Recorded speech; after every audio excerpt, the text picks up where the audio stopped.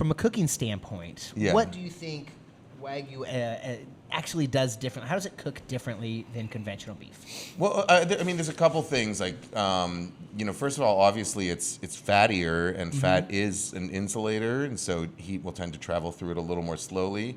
But on the other hand, Wagyu fat is also higher in unsaturated fats. Yeah. And so when you're talking about fat saturation, there's like a fat molecule kind of looks like the letter E. There's like there's a backbone, and then there's 3 fatty acid chains that come off of it. And when those fatty acid chains are saturated, they're kind of stiff, and so you get this kind of stiff E, and then and so it can lock into each other more easily, and that's why saturated fat is really solid. Like hard, yeah. Yeah, whereas unsaturated fats or monounsaturated fats have like kind of kinks in the branches of the E sticking out, and so they don't stack as well. And so unsaturated fats tend to be softer.